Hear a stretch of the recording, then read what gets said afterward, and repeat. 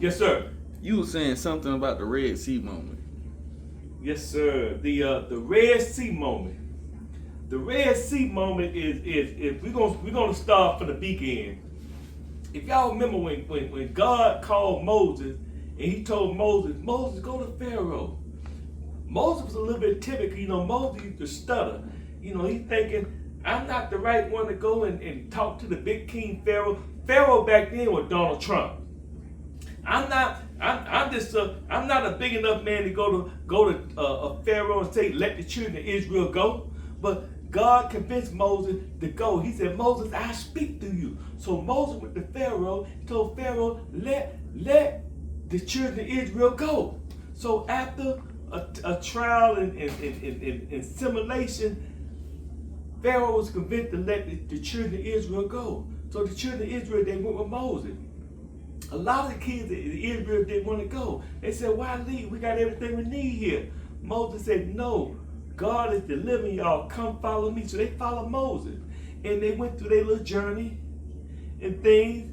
And then, after Pharaoh allowed them to leave, he sent armies to get them back because they didn't want to do all the labor that the children of Israel did for Egypt.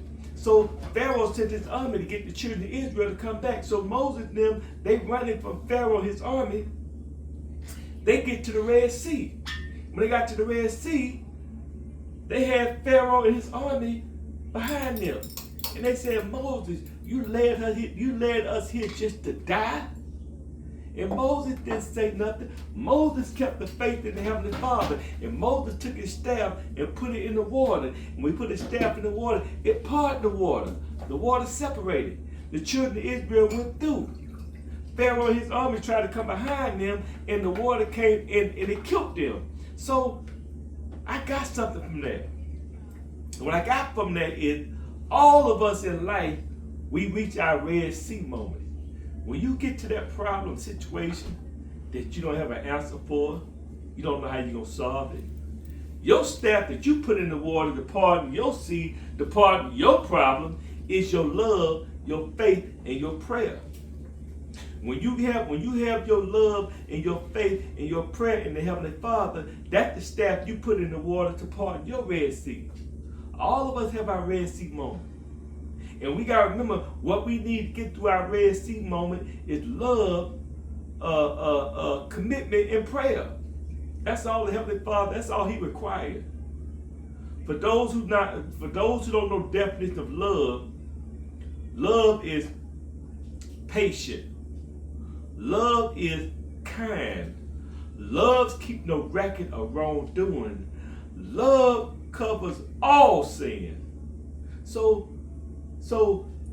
that story of Moses and he taking his staff and parting the Red Sea to free himself and the children of Israel. That's symbolic to me because all of us reach problems where we don't know. We all get our Red Sea moment.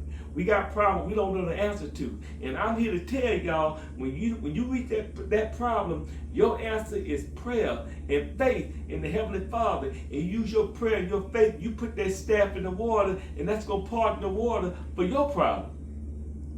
Everybody here has a Red Sea moment, and people, I'm here to tell you, you got to have unwavering faith in the Heavenly Father. You have to have you have to be totally committed.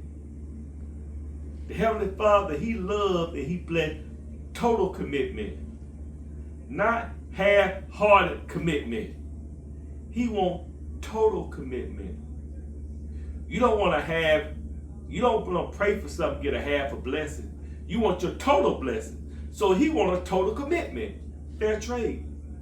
How are you going to ask Him to bless you totally in a situation and you only give it half of yourself? He wants you to give all. He wants you to give all of yourself to Him so He can bless your situation. People, I'm telling you, we all reach our Red Sea moment. And when you reach your Red Sea moment, don't panic, don't worry. Your staff that you use to pardon your Red Sea is your love, your faith, and your prayer. Now, that's word for the day. Yes, sir.